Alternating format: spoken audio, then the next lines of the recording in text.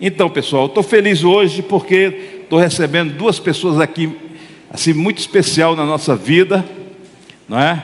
Durante 11 anos que fui co-pastor ali na L2 Sul, e a Betinha está aqui conosco, a irmã Eunice. Betinha, Eunice também foi secretária, né? Era o trio secretariado, Eunice, Betinha e Samua, eram os três.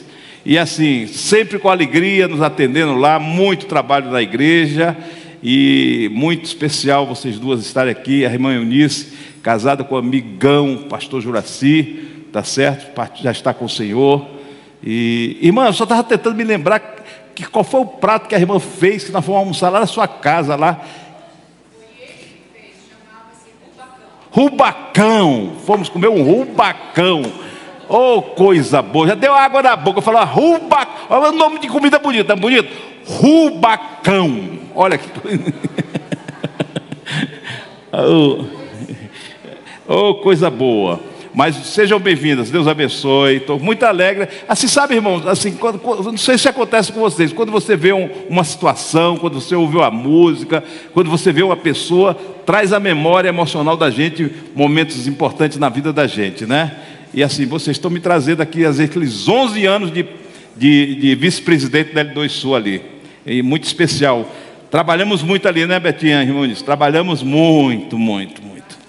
Eu era o encarregado do ministério pastoral, de todos os pastores do campo. Eu dava conta lá e fazia eventos, edificação, além de ser vice-presidente da igreja. Foi um tempo bom na minha vida. Mas agora está sendo melhor, porque o melhor tempo não é o passado, nem o futuro. O melhor tempo é o que Deus está nos dando agora. Amém, irmãos? Então, pessoal, nós estamos nessa caminhada, não é? A você que está em casa, seja bem-vindo, que Deus possa estar abençoando sua vida, como está abençoando todo mundo. Louvor chegou na sua casa também. Agora nós vamos estar meditando na palavra de Deus. E a nossa meditação é uma continuação ao tema que nós estamos vendo, inicialmente nos núcleos, né? Estamos trabalhando nos núcleos sobre eu sou, né? Jesus como o grande eu sou. E eu sou a videira, eu sou o pão da vida, eu sou a luz do mundo. Enfim, estamos caminhando para os 3 últimos, se eu não me engano, os 3 últimos estudos sobre esse tema. E paralelamente nós estamos no Evangelho de João também, estudando os milagres de Jesus, que são 7 também. São 7 eu sou, que nos núcleos de convivência a gente estuda, e 7 milagres.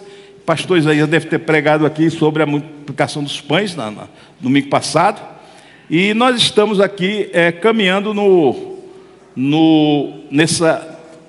nessa caminhada de estudarmos os milagres de Jesus.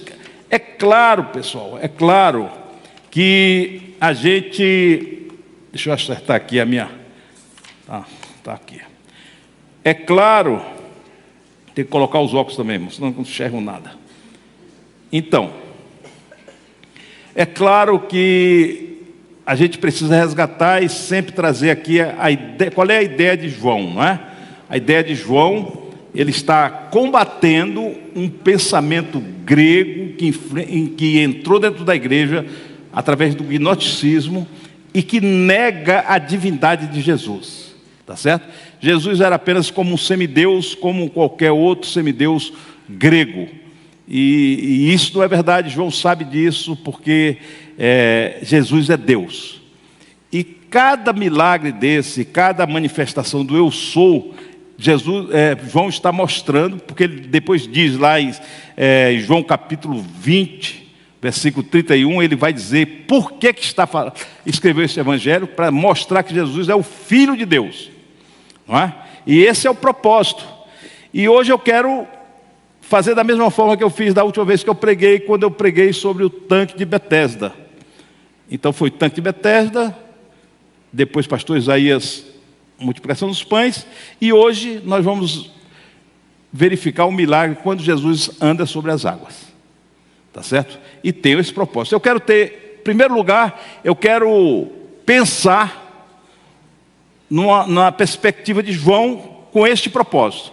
Depois eu quero trazer uma palavra, no segundo momento eu quero trazer uma palavra para os nossos corações dentro deste milagre. O que é que Jesus é para nós nesses dias? Então, pessoal, quando se fala de mar, fala de água, não é? A Bíblia vai nos relatar, não só a Bíblia, mas a cultura daquela época, que o grande Deus era o Deus que dominava as águas. E os gregos tinham seu Deus, que era o Deus Poseidon. Não sei se você já ouviu, quem é antigo aí, tem um filme chamado Poseidon, que é um navio que afunda, um grande navio que afunda. Quem é assim da minha idade lembra dele. Mas é um filme dessas tragédias que acontecem no cinema, e foi muito visto, muita gente foi assistir esse filme, né? Poseidon era o deus grego das águas. O nome similar dele para os romanos era Netuno. Ele tinha um tridente, eu não sei se você já viu isso. Quando nós nos formamos na Marinha, nós vamos fazer aquela viagem de ouro. E aí quando a gente cruza o Equador pela primeira vez, cruzou o Equador, aí no outro dia faz uma espécie de batismo, não é? Porque aí cruzou o Equador, aí recebe um diploma. Eu recebi um diploma com um Netuno bem grande, não, diploma Netuno, tá certo? Mas assim, como é que se diz, um momento tradicional na Marinha, quando os guarda-marinhas cruzam pela primeira vez o Equador. E a gente estava cruzando e aconteceu isso. Então Netuno era conhecido como o deus dos mares. Netuno ou Poseidon, é o mesmo, tá certo? Ele era um deus muito importante para os gregos. Mas era um deus extremamente temperamental. Porque ele era responsável por agitar as águas, né? Existe uma história chamada Odisseia, que é um poema de Homero. Na Odisseia vai falar exatamente essa luta de Ulisses ou Odisseu. Odisseu era o nome grego, Ulisses é o nome romano, que é a luta de Ulisses voltando para a sua terra Ítaca.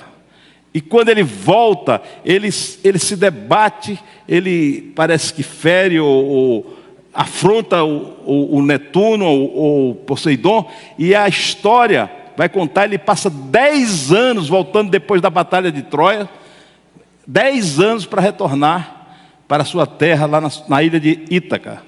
E aí conta toda essa história. E esse Poseidon, ele é um deus muito nervoso, muito temperamental, é um deus violento, imprevisível. Mas os gregos e os romanos olhavam. Por que eu estou dizendo isso, irmãos? Porque esse era o pensamento. A cultura grega, romana e judaica vai forjar a igreja. Está dentro da igreja, ali está a igreja. As pessoas saem dessas culturas e entram na igreja. E trazem essas coisas todas para dentro da igreja. E aí os apóstolos precisam trabalhar para retirar esses pensamentos e colocar um pensamento cristão, mostrando que é Jesus.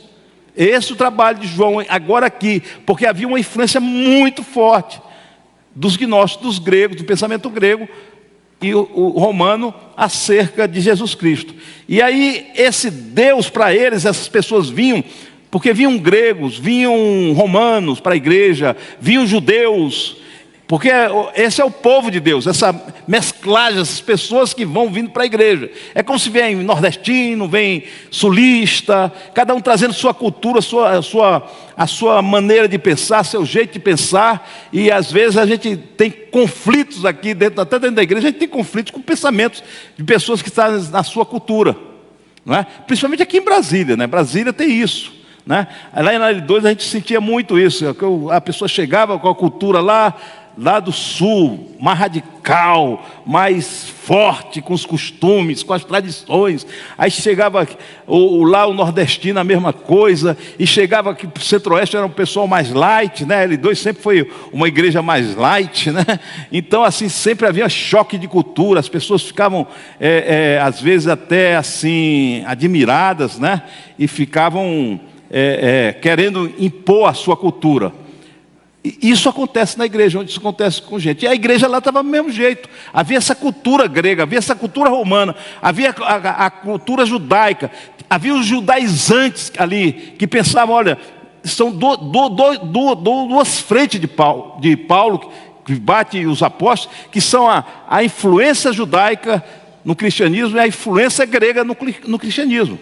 São duas influências fortes, e que João está combatendo aqui, Paulo combateu com muita veemência, com muita força, né? E aí, era dessa forma que eles viam os Deus, o Deus das águas. Então, para eles, quando falava em água, falava em mar, quem era o Deus que eles tinham que adorar. E assim, essa relação com o Poseidon, com o Netuno, era uma relação de oferecer, de forma que quando os navios saíssem para navegar, imagina aquele tempo, não tinha nenhum equipamento de navegação, imagina como é que era o negócio, né? Eles saíam quase à mercê das coisas. E nós estamos falando de mar, irmãos. Mar, não sei se você sabe o que é o mar, mas eu sei o que é mar. Eu já fiquei num navio atravessando o Atlântico, lá da Bermudas até a Ilha da Madeira, e nós pegamos uma tempestade. Aquele barquinho, aquele navio, parecia uma caixa de fósforo no meio do mar. Então, assim, é um negócio de louco mesmo, né?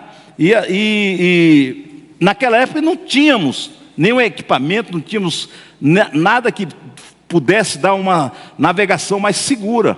Então, o que é que eles faziam? A navegação era apelar para os seus deuses. Então, os navios romanos, eles antes de sair, eles faziam oferenda aos seus deuses, que era o Netuno, a fim de que não houvesse nenhum problema, nenhuma tempestade, nenhum mal, que pudesse chegar ao porto seguro. É assim que pensava. Esse é o pensamento romano, o pensamento grego. Mas o pensamento judaico, o que é que os judeus pensavam sobre as águas? Aí a gente vai ver na Bíblia, em primeiro lugar. Então vamos lá. Eu queria que a gente visse Salmo 89, 8 e 9.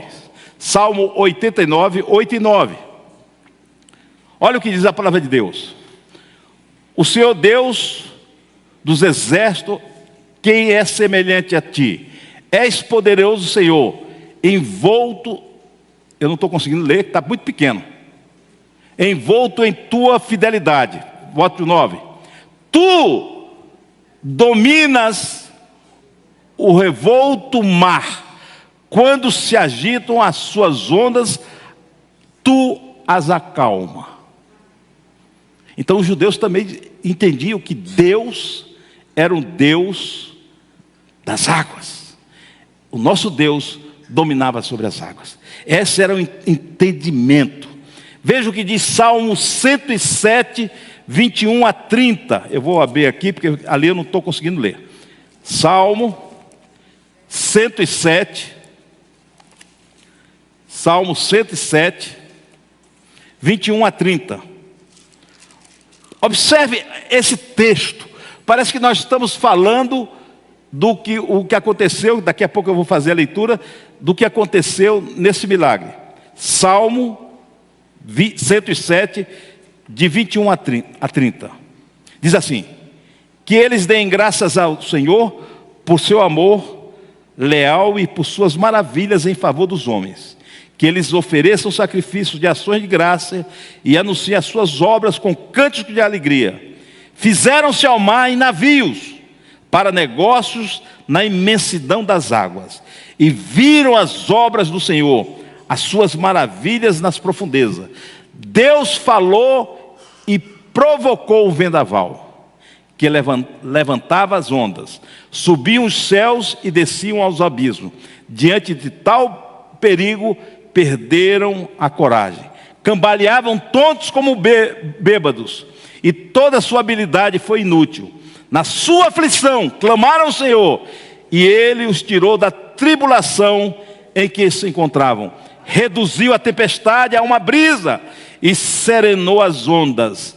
As ondas sossegaram e eles se alegraram, e Deus os guiou ao porto almejado. Aleluia. Aleluia. Olha, ele está descrevendo exatamente uma tempestade. Eu estava me vendo no navio aqui, irmãos. Quando o mar está agitado, aí eles cambaleam, eles subiam aos céus e desciam aos abismos. O navio vai catuar, e quando ele pega a onda aqui, ele faz assim, aí depois faz assim, ó. E quando ele faz assim, a água varre todo o convés ali na frente. Parece que o navio está desaparecendo. Aí daqui a pouco ele surge novamente. Olha o que ele está dizendo: subiam ao céu e desciam ao abismo. Diante de tal perigo, perderam a coragem. Cambaleavam. Quando você está dentro do navio, que o navio está numa tempestade, você não consegue. Você vai ficar o tempo todo assim, ó, tentando se segurar aqui. Corre para cá, corre para lá. Cambaleavam, tontos como bêbados. E toda a sua habilidade foi inútil. Tá? Na sua aflição, clamaram ao Senhor, Deus, e Ele os tirou da tribulação em que se encontravam, ou seja, numa situação de tempestade. E o que Ele fez, esse Deus? Reduziu a tempestade reduziu a tempestade a uma brisa e serenou as ondas. As ondas sossegaram, mar de almirante agora, e eles puderam chegar a Porto Seguro. Você pode glorificar o nome do Senhor? Agora vamos ver o que acontece com os discípulos. Eles sabiam desse aqui, os judeus sabiam, eles sabiam desses textos aqui. Eles conheciam, só vou citar esses dois textos. Eles conheciam esses textos, eles sabiam, esse aqui era o inário deles. Eles cantavam isso. É a mesma coisa, viu, Éder, de cantar aquele sossegai. Sossegai. A gente conhece o hino. Eles conheciam este hino aqui, o Salmo 107. Eles louvavam. E o que acontece agora com os discípulos? Vamos lá agora para João capítulo 6. Agora eu quero que vocês coloquem João capítulo 6. Vamos ler do versículo 16. Ao anoitecer, seus discípulos desceram para o mar, entraram no barco e começaram a travessia para Cafarnaum. Já estava escuro e Jesus ainda não tinha ido até onde eles estavam. Soprava um vento forte e as águas estavam agitadas. Depois de terem remado cerca de 5 ou 6 quilômetros, viram Jesus aproximando-se do barco, andando sobre o mar, e ficaram aterrorizados. Mas ele disse: sou eu, não tenho medo. Então resolveram recebê-lo no barco, e logo chegaram à praia para a qual se dirigiram. Você está entendendo que eles estavam vivendo aquele Salmo 107 aqui? Os discípulos estão vivendo esse Salmo 107. Eles pegaram o barco, Jesus acabou de multiplicar os pães, ali Jesus disse assim, aí eu vou fazer essa leitura, João faz um resuminho do que aconteceu. Se você quiser saber o que aconteceu mesmo, você tem que ir para Mateus. Você vai lá em Mateus, e você vai lá em Mateus capítulo 14, aí a gente vai ver o que aconteceu mesmo, com todos os detalhes. Eu quero fazer agora a leitura em Mateus. João só pega o que é principal para mostrar que Jesus é o Deus. Mas Mateus vai contar a história toda melhor. Ele vai mais detalhes, vai enriquecer mais a história. Olha o que diz lá em Mateus capítulo 14, a partir do versículo 22. Logo em seguida, Jesus insistiu com os discípulos para que entrassem no barco. Isso foi logo depois da multiplicação dos pães. E fosse adiante dele para um outro lado, enquanto ele despedia a multidão. Tendo despedido a multidão, subiu sozinho ao monte para orar. Você viu que João não relata isso, mas Mateus está relatando. Subiu sozinho ao monte para orar. Ao anoitecer, ele estava ali sozinho, mas o barco já estava a considerável distância da terra, fustigado pelas ondas, porque o vento soprava contra ele. Nós estamos falando do Mar da Galileia, irmãos. O Mar da Galileia é cercado por uma cadeia de montanhas, de elevações, e a temperatura que emerge dessa cadeia de montanhas como é que se diz? É uma temperatura fria, é um ar frio. E o ar quente que emana do lago se choca ali e faz com que haja ventos. E quando faz esses ventos, a água fica agitada demais. Quando acontece e vira tempestade. E era isso, o mar da Galileia era dessa forma. Entendeu? Então, era uma coisa que acontecia. Você vai ver que lá no capítulo 8 de Mateus, Jesus, lembra da ocasião que Jesus está dentro do barco dormindo, não é? E os discípulos estão ali, a tempestade novamente bate e eles estão ali apreensivos, não é? Apreensivos para quê? Para saber como sair daquela. E eles já tinham lutado com todas as suas forças para controlar o barco, até que acordaram o mestre. Lembra, está no capítulo 8 de Mateus. Aqui é outra ocasião, aqui já é outra tempestade, é outro evento. E aí o que acontece? Alta madrugada, Jesus dirigiu a eles andando sobre o mar. Sabe o que aconteceu, irmãos? O que aconteceu? Que logo após o milagre dos pães, ao anoitecer, os discípulos pegaram o barco e saíram. E Jesus foi para o monte orar. E quando eles começaram, eles pegaram a tempestade e eles tentaram controlar aquela tempestade. Eles começaram a remar, mas eles se afastaram. A tempestade foi tão forte que era um percurso pequeno que eles iam fazer, de uma cidade para outra. Mas o que aconteceu? Devido à tempestade, jogou o barco a 6 quilômetros de distância. Ou seja, eles estavam numa situação incontrolável. E já era, a Bíblia diz que já estava na quarta vigília da noite. Ou seja, eles saíram no anoitecer. Isso aconteceu quando Jesus apareceu. Sabe que horas aconteceu isso? 4 horas da manhã. Olha esse tempo que esses discípulos estão nesse sufoco, tentando controlar aquele barco. E Jesus parece que está fora, né? Jesus está lá orando. E os coitados lá, segura para cá, Pedro, a vela para cá, bota o remo para cá. Olha o leme aí, segura o leme, não deixa correr. Aquela loucura dentro do barco. Porque é uma loucura, irmãos. Você no meio da tempestade é uma loucura. Tá certo? É uma coisa de doido. Então, o que acontece? Alta madrugada, Jesus dirigiu a ele andando sobre o mar. Quando o viram andando sobre o mar, ficaram aterrorizados e disseram: é um fantasma. E gritaram de medo. Veja como esse texto aqui está mais rico, com mais detalhes. Mas Jesus imediatamente lhe disse: coragem, sou eu, não tenham medo. Senhor, disse Pedro, se és tu, manda-me ir ao teu encontro por sobre as águas. Veja que João não relata isso. João está focado naquilo que Jesus fez para controlar o mar. Ele não está contando esses detalhes de que Pedro pediu para ir lá. Ele é bem sucinto.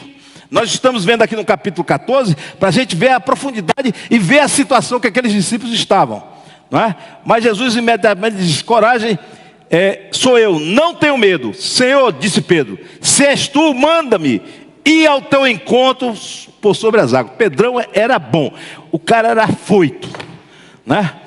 Mas assim, ele só tinha arranque. Ele não continuava não, porque você vai ver o que vai acontecer aqui. Ele só tinha arranque. Aí, venha, respondeu ele. Então Pedro saiu do barco, andou sobre as águas e foi em direção a Jesus. Aí tudo bem. Mas quando reparou o vento, ficou com medo e começando a afundar, gritou: Senhor, salva-me, Senhor. E aí o que aconteceu? Então Pedro saiu do barco, mas quando reparou o vento, imediatamente Jesus... Diga comigo. Imediatamente.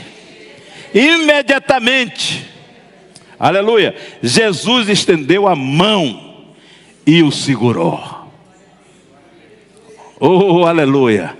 Estendeu a mão e o segurou. Oh, aleluia.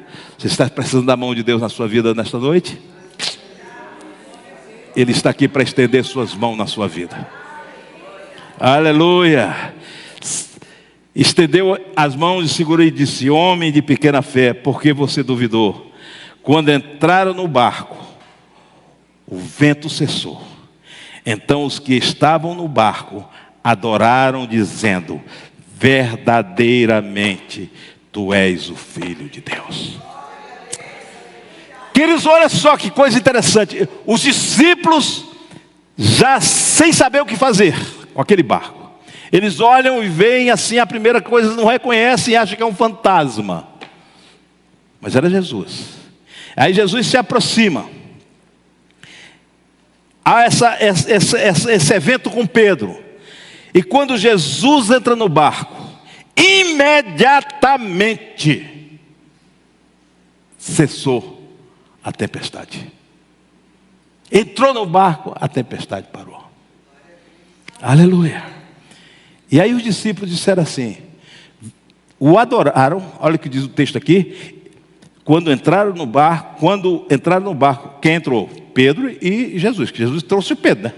Senão Pedro ia ficar lá. No barco, o vento cessou. Então os que estavam no barco adoraram. Essa é a primeira vez que os discípulos adoram Jesus. Eles já tinham visto que o leproso, quando foi curado, adorou Jesus. Outros que adoraram a Jesus. Mas essa é a primeira vez que a Bíblia relata que os discípulos, nesse evento, adoraram a Jesus. E reconheceram, verdadeiramente tu és o Filho de Deus. É interessante, irmãos, porque na outra tempestade, lá no capítulo 8, eles passaram pelo mesmo perrengue, a tempestade. E o texto diz lá em Mateus capítulo 8, no versículo 27, diz assim: os homens ficaram perplexos e perguntaram, quem é este que até os ventos e o mar lhe obedecem? E a resposta vem aqui: este é o Filho de Deus. Verdadeiramente Jesus é o Filho de Deus. Aleluia. Glorificado seja o nome do Senhor, irmãos. A gente vê que Jesus está demonstrando para os seus discípulos, falando que Ele é Deus, porque Ele controla as águas, porque Deus é o Deus que controla as águas. Vamos ver lá em Jonas capítulo 1, veja o versículo, Jonas capítulo 1, versículo 9. Você se lembra do que aconteceu com Jonas? Lembra? Jonas recebeu uma missão para ir a Nínive pregar, mas ele se desvia do caminho, ele vai para o outro lado. E aí ele entra no navio e se esconde no navio. Daqui a pouco, a Bíblia diz, no versículo, vamos lá, Jonas capítulo 1, olha o que diz o versículo 4. O Senhor, porém, fez soprar um forte vento sobre o mar, e caiu uma tempestade tão violenta que o barco ameaçava arrebentar-se. Qual é a diferença entre Deus dos judeus, o nosso Deus, e o Deus dos romanos e do grego? Porque o Deus dos romanos e dos gregos, ele simplesmente fazia, dentro da concepção deles, fazia a tempestade acontecer. O nosso Deus não. Ele controla a tempestade. Ela acontece e ela se acalma. Aqui Deus faz a tempestade acontecer. E olha o que acontece aqui. Todos os marinheiros ficaram com medo. E o que eu falei, cada um clamava ao seu Deus. Era a prática.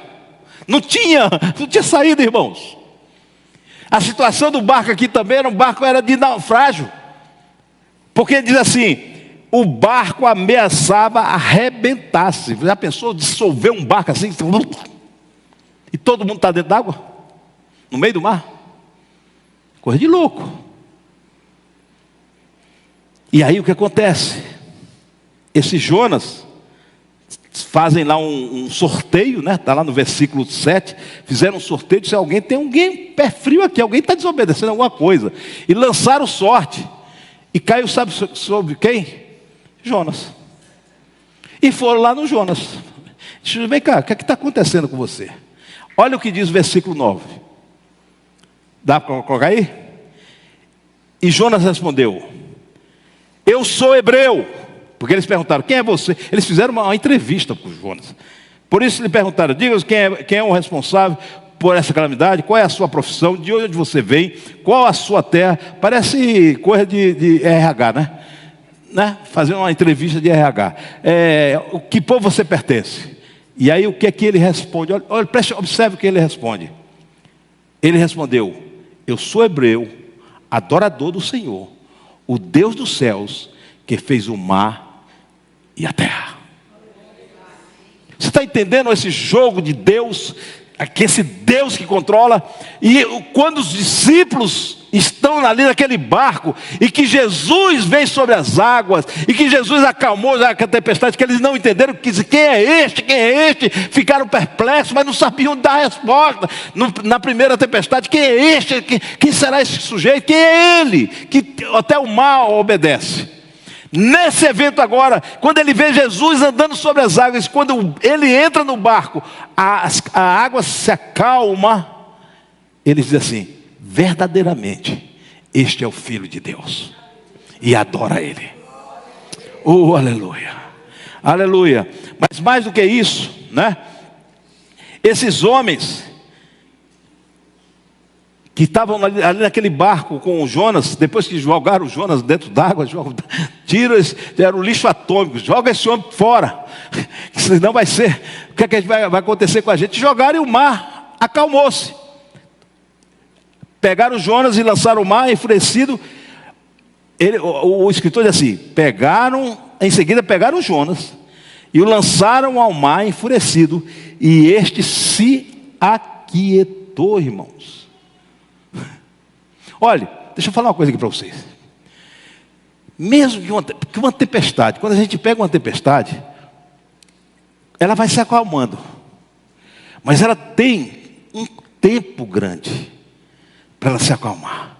Os efeitos dela duram horas, às vezes até dias, para poder acalmar. O que me impressiona aqui é que as coisas são de imediato. A Bíblia diz assim: o mar enfurecido, e este se aquietou. Acabou. Acabou. Deus mandou, acabou. Operando eu, quem impedirá? Operando eu, quem impedirá? E aí, sabe o que aconteceu dentro daquele navio? Ao verem isso, os homens adoraram. Te lembra o que aconteceu quando Jesus veio andando sobre as águas? O que é que os discípulos fizeram? Adoraram. E o que acontece aqui? Ao verem isso, os homens adoraram o Senhor com temor, oferecendo-lhe sacrifício e fazendo-lhe votos. Dentro da concepção deles, da maneira deles pensarem. Eles disseram assim: olha, nós já oramos nós clamamos pelos nossos deuses todos aqui, nós clamamos, a tempestade veio, mas com este Deus é diferente. Quando nós jogamos este homem fora, o mar se acalmou, e este Deus merece toda adoração e todo reconhecimento. Você está entendendo por que João colocou esse versículo aí? Colocou esse evento? Porque é exatamente isso que João quer dizer. João quer dizer que Jesus é Deus. Da mesma forma que Deus lá em Jonas acalmou o mar, que o mar que estava furioso, o mar que estava revoltoso, o mar estava difícil, imediatamente o mar se acalmou. Este mesmo Deus agora, em Cristo, que Jesus é Deus, ao entrar no barco, o que acontece, irmãos? O mar se acalma. O mar se acalma. E é por isso que João está colocando aqui. Dá para a gente glorificar o nome do Senhor? Dá para a gente glorificar o nome do Senhor? Aleluia. Nós servimos ao Deus que fez a terra e o mar. E sobre ele, a soberania dele, ele tem todo o controle sobre toda a natureza. Para aquele mundo, as águas eram imprevisíveis e incontroláveis. Mas Jesus está dizendo aqui: sou eu que controlo essas águas. E se eu garanto as águas, eu garanto a sua vida também. Aleluia. Entendeu a importância desse evento? João colocar esse evento aqui, relatar esse evento no seu evangelho. Ele está falando para os gregos, está falando para os romanos, ele está falando para os judeus. Este Jesus de Nazaré, este Jesus que foi criado lá na Galileia, este Jesus é o Filho de Deus. E ele controla as águas. Aleluia. Glorificado seja o nome do Senhor. Essa é a perspectiva de João. Agora me permita fazer agora uma perspectiva nossa. Nós vamos olhar para esse evento aqui e vamos pensar. Sabe por quê? Porque a nossa vida, irmãos, é como um mar. A nossa vida é imprevisível e incontrolável. Muitas vezes nós pensamos que estamos no controle das coisas. E as coisas se modificam num piscar de olhos. A Band tinha a rede Band, né? Diz assim, em 20 segundos tudo pode mudar. Tinha um chavão desse aqui. Eu acho que na vida, em 1 segundo, tudo pode mudar. E muitas vezes nós pensamos que estamos como os discípulos, tentando controlar a nossa vida. E as tempestades vêm sobre nossas vidas. E muitas vezes nós estamos lutando contra elas. A gente está olhando para Jesus lá longe. Mas Jesus não está aqui no barco. E sabe, elas chegam na nossa vida e eu poderia dizer para você o seguinte.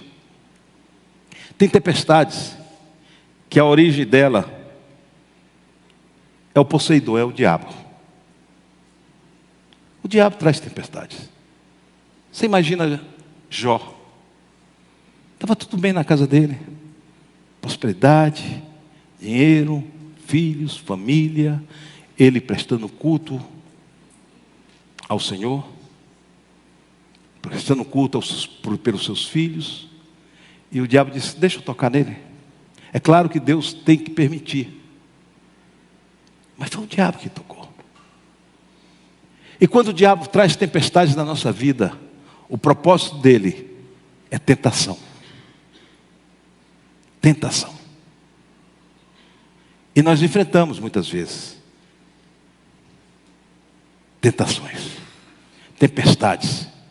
Essas tempestades vêm e a gente diz, estou na igreja, estou no louvor, faço o meu melhor, estou nos núcleos, faço aquilo, e você pega uma tempestade na sua vida, porque é imprevisível e incontrolável. Tudo muda. Você desanima, você enfraquece, você se entristece, você quer desistir, você está lutando, você vai perdendo as forças. A tempestade é assim, irmãos. Quem está num barco, numa tempestade, não pode ficar parado. Primeiro vai se agitar, vai para lá, vai para cá, tem que tomar providência, tem que fazer, tem que tentar controlar. E quantas vezes nós tentamos controlar a vida da gente? A primeira fonte é o inimigo, que traz tempestade nas nossas vidas. Assim como trouxe na vida de Jó. E quando ele vem, essa tempestade é tentação para as nossas vidas. Mas Deus também traz tempestades. Deus também traz tempestades na nossa vida. O povo judeu, a igreja, melhor dizendo, a igreja estava muito calminha lá em Jerusalém. Tudo maravilha, tudo tranquilo. A igreja se multiplicando, as pessoas vivendo, compartilhando os bens, cada um ajudava o outro, estava uma bênção, irmão. E o que acontece com a igreja? Diz que Deus mandou o quê? Uma perseguição. E espalhou a igreja toda. Foi Deus. E Deus muitas vezes quer tratar conosco. E aí vem tempestade na vida da gente. Porque a gente entra na nossa zona de conforto religiosa, etc. E a gente fica ali. E Deus diz, espera aí. Vamos tirar esse sujeitinho da zona de conforto. Eu não sei se você já passou por isso. Eu já passei por isso. Parecia que eu estava controlando o mar de Almirante, controlando tudo, navegando, tranquilo. Quando menos espera, aquela tempestade que vai sucumbir, você vai sentir, vai sucumbindo naquele troço. Mas Deus não traz tentação. Deus traz provação. E a provação é para edificar, é para fortalecer a nossa fé, é para nos amadurecer, é para nos tornar mais produtivos, é para nos chamar a atenção, é para nos tirar da zona de conforto, é para nos levantarmos, irmãos. São tempestades. Deus traz tempestades na vida da gente. Aí você é um comerciante, perde tudo, ou você perde um ente querido, você, sei lá, uma doença, ou alguma coisa que vai causar essa tempestade na sua vida. E aí você precisa olhar, olha, é Deus que está mandando isso para mim? Eu aprendi o seguinte, irmãos, nunca queira ajudar uma pessoa que está numa tempestade em que Deus está tratando dela. Você vai estar junto na tempestade, vai lá e dá força para ele, mas não queira tirar, porque Deus está tratando daquela pessoa. Deus está tratando. E Deus trata da gente, e graças a Deus, porque Deus diz assim, a palavra diz assim, Deus disciplina a quem ama. E quando Ele disciplina, e quando Ele traz tempestades para nos amadurecer, para nos tornar mais fortalecidos na fé, mais crentes, mais produtivos, mais comprometidos, irmãos. Sabe por quê? Porque Ele quer que a gente cresça. Porque Ele sabe quando a gente está na nossa zoninha de conforto, maravilhosa, extraordinária, a gente vai ficar estagnado na fé. A gente fica estagnado na fé. Foi isso que aconteceu com a igreja. A igreja estava show de bola, tudo maravilha, em paz. E aí vem uma perseguição, e o que acontece com essa igreja? Essa igreja sai levando o evangelho. Por que as igrejas, pastor Isaías está aqui, por que as igrejas que são perseguidas são mais produtivas? E a maioria deles sabem, irmãos, as pessoas, não é isso, pastor Zé? As pessoas que estão lá, eles não estão dizendo assim, Senhor, me tira dessa tempestade, não. Eles estão dizendo assim, Senhor, me ajuda a suportar essa tempestade. Porque eu não vou desistir de pregar o teu evangelho. Eu não vou desistir de falar do teu nome. Eu estou comprometido contigo. E se tiver que pagar com a minha vida, eu estou disposto a pagar. Não é assim, pastor Isaías? Eles não vivem pedindo oração aqui para a gente, dizer assim, orem para que a gente se liberte disso aqui, para que volte a paz aqui. Não, irmãos. Eles querem intrepidez.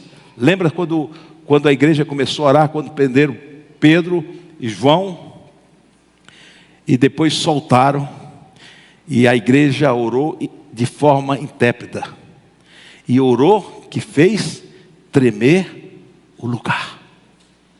E qual foi a oração deles? Senhor, nos dá ousadia do teu Espírito para continuarmos a pregar a Jesus Cristo.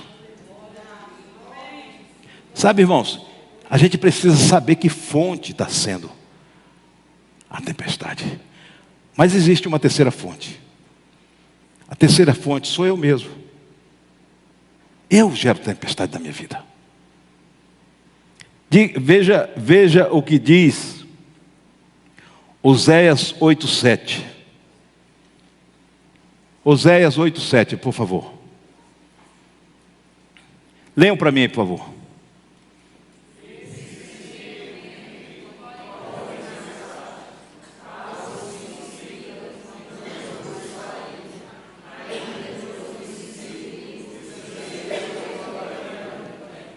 Eles semeiam o quê? E colhem o quê? Muitas vezes na vida da gente, irmãos, como cristão, nós semeamos vento. E a gente não sabe porque está na tempestade. Nós estamos colhendo tempestade. Com as nossas incompetências espirituais, com as nossas incompetências emocionais, com o nosso jeito carnal muitas vezes.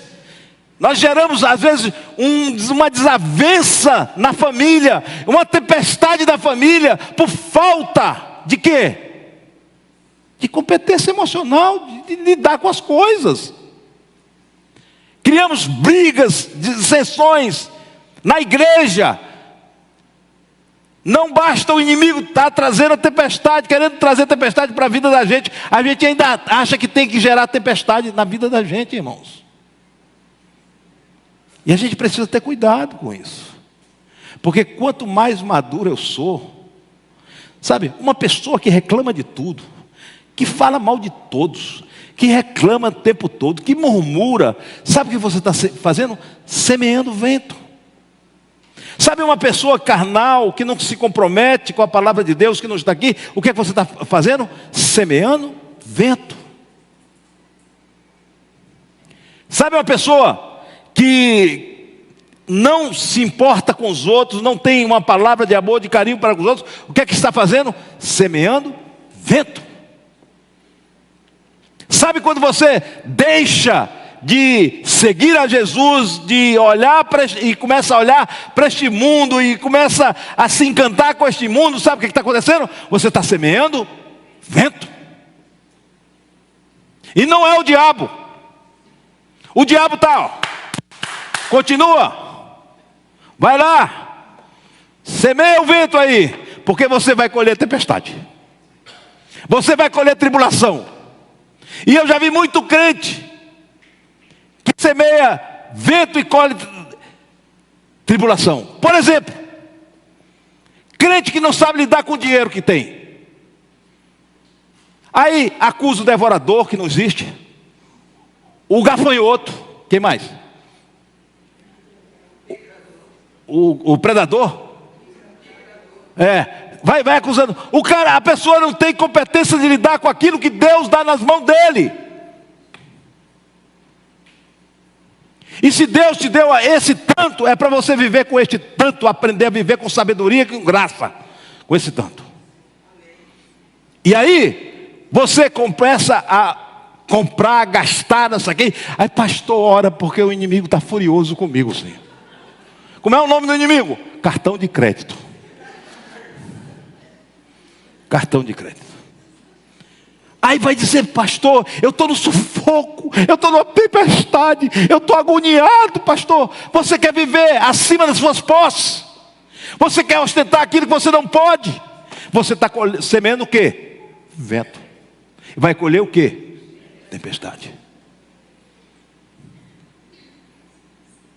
É assim, irmãos.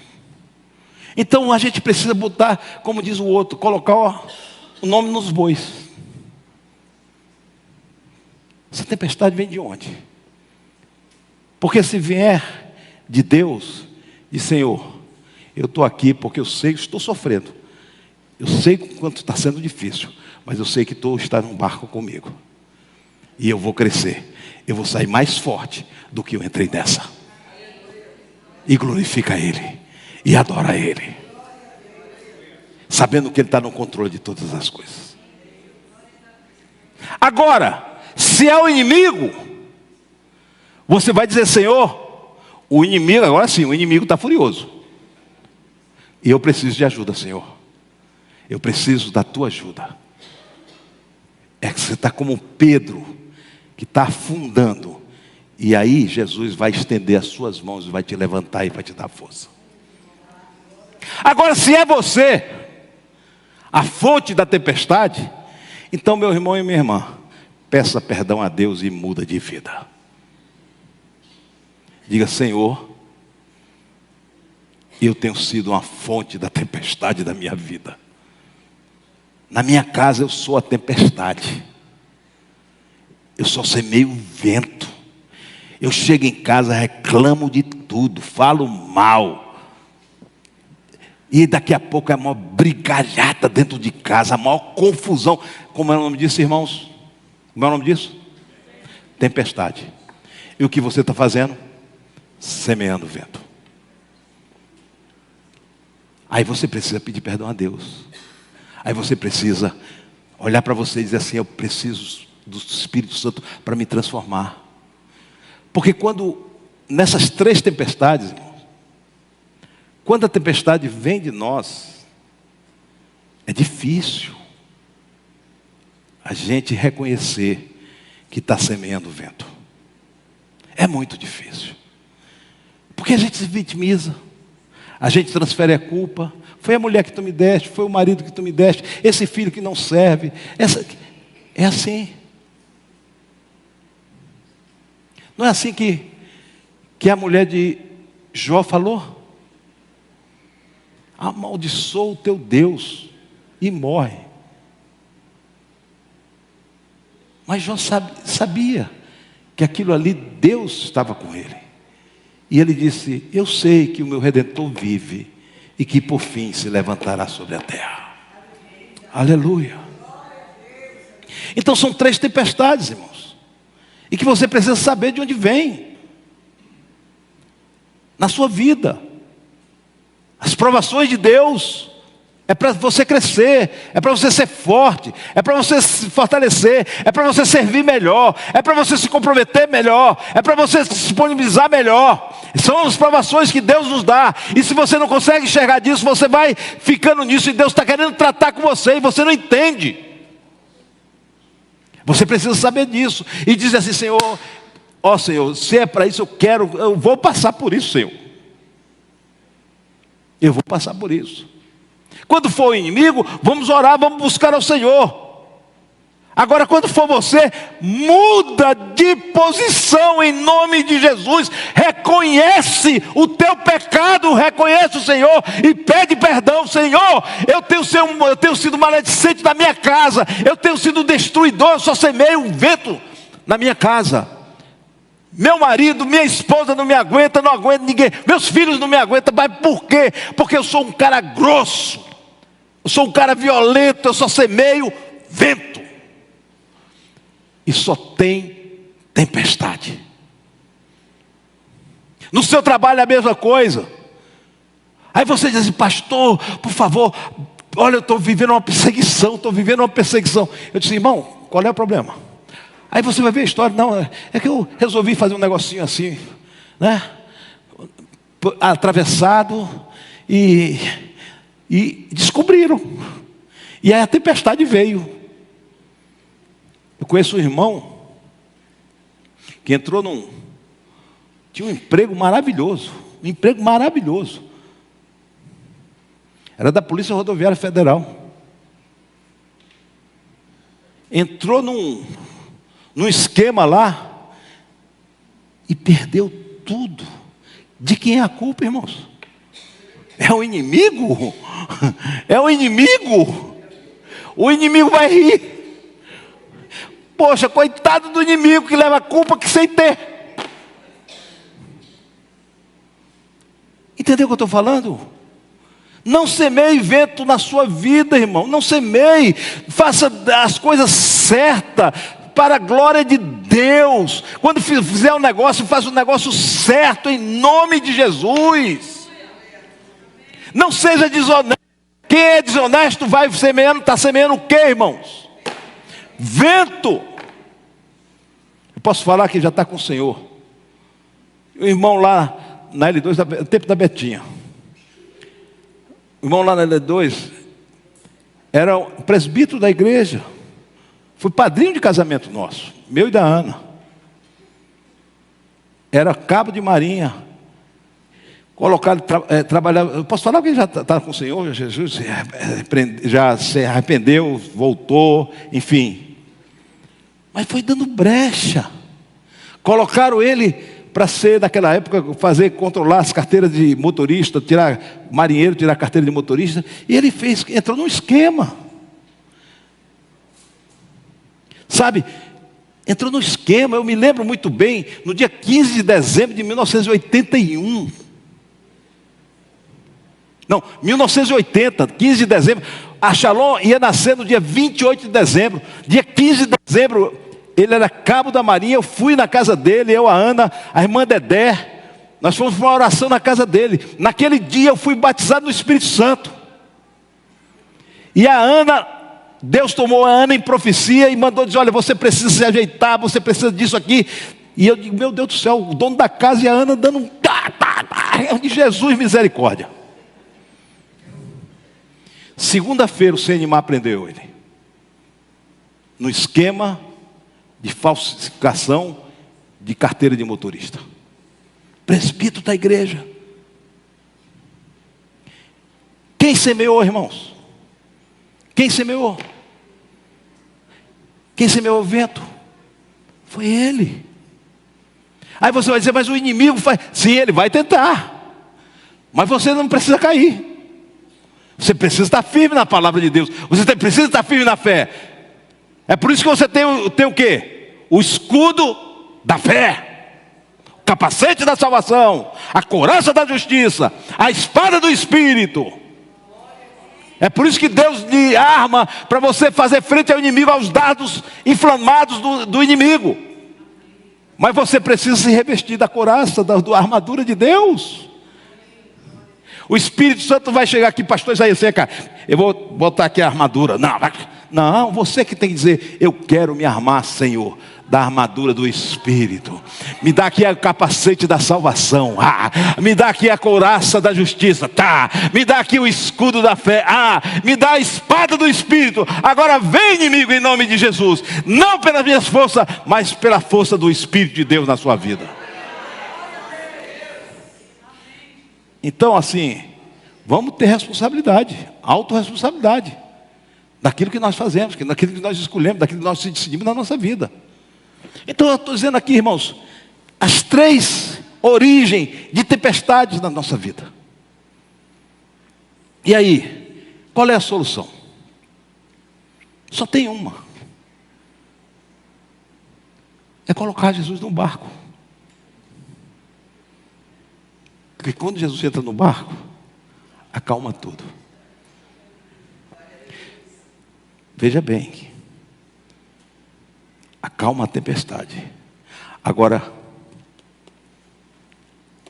as consequências da tempestade a gente sofre.